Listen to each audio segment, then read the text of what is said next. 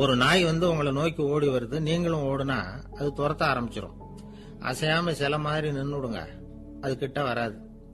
அதுக்கு ஆர்வம் இல்லாம போயிடும். ஒரு தெருவில் சின்ன பிள்ளைங்க நிறைய பேர் விளையாடிட்டு இருக்கிறாங்க. அப்ப சில நாய்கள் அங்க ஓடி வருது. எல்லாரும் ஓடினாங்க. அப்படி ஓடுறப்போ ஒரு பையன் கால் தடிக்கு கீழே விழுந்துட்டான். என்னாச்சு தெரியுமா? துரத்திட்டு வந்த நாய்கள்லாம் கீழே விழுந்தவன ஒன்னும் செய்யல, அவன் கிட்டே போல. ஓடிக்கிட்டு இருந்தாங்கல்ல பசங்க, அவங்கள துரத்திக்கிட்டு அவங்க பின்னாடி ஓடிச்சான். அதுதான் நாய்களுடைய சுபாவம்.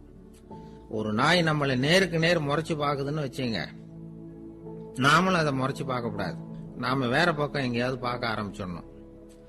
ஒரு நாய் கோபமா இருந்ததுன்னா அதோட வால் உறுதியா நேரா நிக்கும். ஒரு நாய் பணிந்து போனா அல்லது பயந்து போனா அது தன்னோட வாலை காலுக்கு நடுவுல வச்சுக்கும். ஒரு நாய் நம்மளை பார்த்து பயந்து நிக்குதுன்னு வச்சுங்க, அதனால நமக்கு ஆபத்து இல்லைன்னு நினைச்சிடக்கூடாது. உங்களை பார்த்துட்டு ஒரு நாய் ஒடுங்குச்சுன்னா நீங்க விலகி போயிடணும் அப்படின்னு அது நினைக்குது. நிறைய பேர் பயந்து போன நாயால கடிபடுறாங்க. இவன் நம்மளை விட பெரிய ஆள், மாட்டிக்கிட்டோம், வேற வழி இல்ல அப்படிங்கிற நினைப்புல தான் நாய் கடிக்க ஆரம்பிக்குதான். இதே மாதிரி சங்கிலியால கட்டி போடப்பட்டிருக்கிற நாயும் ஆபத்தானதுதான். தொடர்ந்து இந்த உலகத்து சிக்கல்களுக்கும் சிரமங்களுக்கும் அப்பாற்பட்டவர் அல்லவா தாங்கள்? அப்படிப்பட்ட உங்களுக்கு சிக்கல்னா அது எப்படி? என்னுடைய பங்களாவில் ஒரு பெரிய விருந்துக்கு ஏற்பாடு பண்ணார். குருநானக் அழைச்சிட்டு வீட்டுக்கு போனார், உட்கார வச்சார். ஐயா, நான் இந்த ஊர்லயே ரொம்ப பெரிய வசதி உள்ளவன், என்னால எல்லாம் முடியும், உங்களுக்காக நான் என்ன செய்யணும்னு சொல்லுங்க, எதுவா இருந்தாலும் பரவாயில்ல, எவ்வளவு செலவானாலும் பரவாயில்ல, என்னால செய்ய முடியும், என்ன செய்யணும்னு சொல்லுங்க, அது போதும், நான் செய்யறேன் அப்படின்னு நான் ரொம்ப பணிவா. இதை கேட்டதும் குருநானக் சிந்திச்சார் கொஞ்ச நேரம். அதுக்கப்புறம் தன்னோட சட்ட பைக்குள்ள கையை விட்டு ஒரு பழைய ஊசி ஒன்னு எடுத்தார். அந்த செல்வந்தர்கிட்ட கொடுத்தார். இத பாருங்க, இவ்வளவு தூரம் நீங்க கேட்கறதுனால சொல்றேன், எனக்கு நீங்க செய்ய வேண்டிய உதவி இதுதான். ஊசிய கையில வாங்கிக்கிட்டு இதை என்ன செய்யணும் சொல்லுங்க அப்படின்னாரு அவரு. நீங்க செய்ய வேண்டியது என்னன்னா, இந்த ஊசிய பத்திரமா வச்சிருக்கணும். நாம 2 பேரும் இறந்து போனதுக்கு பின்னாடி இன்னொரு உலகத்துல நாம சந்திக்க கூடிய வாய்ப்பு இருக்குது. அப்ப இந்த ஊசியை என்கிட்ட கொண்டாந்து கொடுக்கணும். இதுதான் நீங்க எனக்காக செய்ய வேண்டிய உதவி அப்படின்னார் குருநானக் லேசா சிரிச்சுக்கிட்டே. இத கேட்ட உடனே இந்த பெரியவர் முழிக்க ஆரம்பிச்சிட்டார்.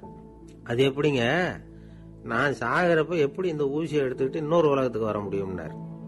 ஊசி மாதிரி ஒரு சின்ன பொருளை கூட இந்த உலகத்தை விட்டு நாம போறப்ப எடுத்துட்டு போக முடியாதுங்கிறப்போ உங்களோட செல்வத்தை எல்லாம் எப்படி அங்க எடுத்துட்டு வர போறீங்க அப்படின்னு கேட்டார் குருநானக். அதுக்கப்புறம் தான் இந்த பெரியவர் யோசிக்க ஆரம்பிச்சாராம். குருநானக் சொல்றார், இத பாருங்க, நாம செய்யற நல்லது கெட்டதுதான் கடைசி வரைக்கும் நம்ம கூட இருக்கும். அடுத்தவங்க நல்லா இருக்கணுங்கிறதுக்காக பொருளை செலவு செய்யணும், அப்படி செய்யலன்னா எந்த பிரயோஜனமும் இல்லை அப்படின்னார். அதுக்கப்புறம் தான் அந்த செல்வந்தரின் அறிவு கண் திறந்துதான். உடனே குருநானக்க வணங்கினார். ஐயா, என்கிட்ட இருந்த ஆணவம் போயிட்டுது, இனிமே என்கிட்ட இருக்கிற செல்வத்தை நல்ல வழியில செலவழிப்பேன் அப்படின்னாராம். நம்ம கிட்ட இருக்கிற பணம் எப்பவும் நம்ம கூடவே வந்துகிட்டு இருக்காதுங்கிறதுக்கு இது ஒரு உதாரணம். அதுக்காக நாம பணம் சேர்க்கறத பத்தி கவலைப்பட வேண்டியதில்லை, பேசாம படுத்து தூங்கிட்டு இருந்தா போதும் அப்படின்னு இதுக்கு அர்த்தம் பண்ணிக்க கூடாது. முறையான வழியில பணம் சேர்க்கணும், அதை முறையான வழியில செலவு பண்ணணும். அதனால ஏற்படக்கூடிய மன நிறைவு இருக்கு பாருங்க, அது அனுபவிச்சவங்களுக்கு தான் தெரியும். சொர்க்கத்துக்கு போறவங்க இங்க இருந்து பணத்தை எடுத்துட்டு போக முடியாது, ஆனா நம்ம செல்வத்தை இங்க மத்தவங்களுக்கு பயன்பட செய்து அதனால ஏற்படுற புண்ணியம் இருக்கு பாருங்க, அதை எடுத்துட்டு போக முடியுமா. இதுதான் ஆன்மீகவாதிகள்லாம் சொல்ற கருத்து. ஜான் நியூட்டன் ஒருத்தர், அவரு சொன்னார், நான் எப்பவாவது சொர்க்கத்துக்கு போய் சேர்ந்தேன்னா அங்க 3 அதிசயங்களை பார்ப்பேன்னார். என்னன்னு கேட்டாங்க. நான் யார் யாரு இருக்க மாட்டாங்கன்னு நினைச்சுக்கிட்டு இருந்தானோ அவங்கள சில பேர் அங்க இருப்பாங்க, அது ஒரு பெரிய அதிசயம்னார். சரி, அடுத்தது என்ன? 2வது அதிசயம் என்னன்னா, அங்க இருப்பாங்கன்னு நான் எதிர்பார்த்த சில பேர் அங்க இருக்க மாட்டாங்க அப்படின்னார். சரி, 3வது பெரிய ஆச்சரியம் என்ன அப்படின்னா, நான் அங்க இருக்க பாருங்க, அதுதான் அந்த 3வது அதிசயம் அப்படின்னாராம். ஊர்ல ஒரு ஆள் இருந்தான். அவன் ஒரு நாள் கோயிலுக்கு போனான். கடவுள்கிட்ட வேண்டிக்கிட்டான், எனக்கு ஒரு உருளை ஆத்துல விழுந்தாங்க, படாத பாடுபட்டு தட்டு தடுமாறி கரைக்கு வந்து சேர்ந்தாங்க. 3 பேர் மடியில் இருந்த பணமும் ஆத்தோட போட்டுது. பேராசை பெருநஷ்டம் அப்படின்னு ஒரு பழமொழி இருக்குல்ல, அதை விளக்கறதுக்காக சொல்லப்பட்ட கதை இது. ஒரு நாள் தெரு வழியா அவன் நடந்து வந்துகிட்டு இருக்கிறான். தெருவில் ஒரு காசு கிடந்தது. அதை பார்த்துட்டான். அது குனிஞ்சு எடுத்தான். அது ஒரு பழங்கால காசு. அந்த காசு நடுவுல ஒரு துளை இருந்தது. அதாவது துளையிட்ட நாணயம். பழங்காலத்துல புழக்கத்துல இருந்த ஒரு நாணயம் அது. துளையிட்ட நாணயம் கிடைச்சதுன்னா ரொம்ப நல்லது, அது அதிர்ஷ்டம் அப்படின்னு ஒரு நம்பிக்கை உண்டு. இவன் கையில் அது கிடைச்சதும் ரொம்ப சந்தோஷப்பட்டான்.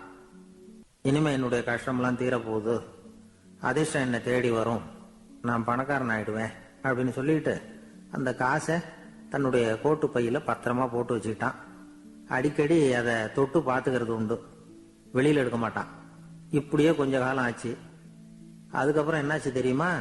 நிஜமாவே அதிர்ஷ்டம் அவனை தேடி வர ஆரம்பிச்சுட்டுது. செல்வம் வந்து குவிஞ்சுது. பணம், பதவி, புகழ் எல்லாம் வந்து சேர்ந்தது.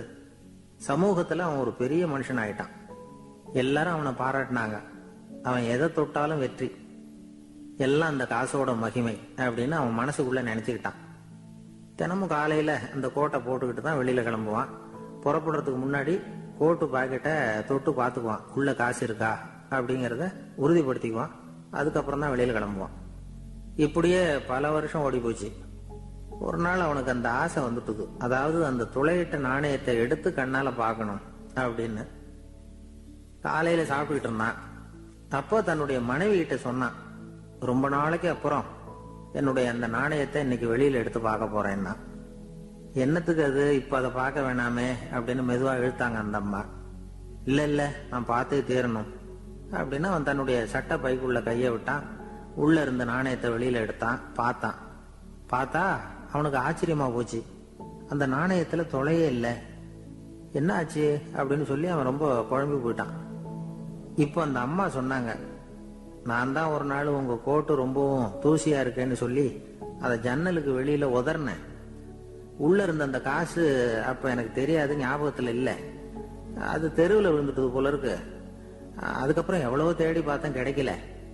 அதுக்குள்ள அதை யாரோ எடுத்துட்டு போயிட்டாங்க போல இருக்கு. அது இல்லைங்கிறது உங்களுக்கு தெரிஞ்சா வருத்தமா இருக்குமேங்கிறதுக்காக நான் தான் வேற ஒரு நாணயத்தை எடுத்து சட்டை பைக்குள்ள வச்சுட்டேன் அப்படின்னு விவரத்தை சொன்னாங்க அந்த அம்மா. இது எப்ப நடந்ததுன்னு கேட்டான். உங்களுக்கு அந்த காசு கிடைச்சதே அன்னைக்கு மறுநாளே இது நடந்து போச்சு அப்படின்னாங்களாம். இத கொஞ்சம் யோசனை பண்ணி பாருங்க. அவனுக்கு அதிர்ஷ்டத்தை கொடுத்தது அந்த நாணயம் இல்லை, அவனுடைய நம்பிக்கை, அதாவது தன்னம்பிக்கை. அதுதான் வேலை செஞ்சிருக்கு. இதுல இருந்து நாம தெரிஞ்சுக்க வேண்டியது என்னன்னா, வாழ்க்கையில முன்னேற நினைக்கிறவங்களுக்கு தன்னம்பிக்கை ரொம்ப முக்கியம். அது இல்லைன்னா முன்னேற முடியாது. ஒருத்தன் சொன்னானா, நான் எப்பவுமே என்னதான் சார் நம்புவேன், மத்தவங்கள நம்ப மாட்டேன். நேற்றுக்கு பாருங்க, திடீர்னு 10 பேர் என்ன அடிக்க வந்துட்டாங்க, நான் ஒருத்தனாவே அதை சமாளிச்சேன் அப்படின்றான் ரொம்ப பெருமையா. அது எப்படின்னு கேட்டாங்களாம். ஒரே ஓட்டமா அங்க இருந்து ஓடி வந்துட்டேன்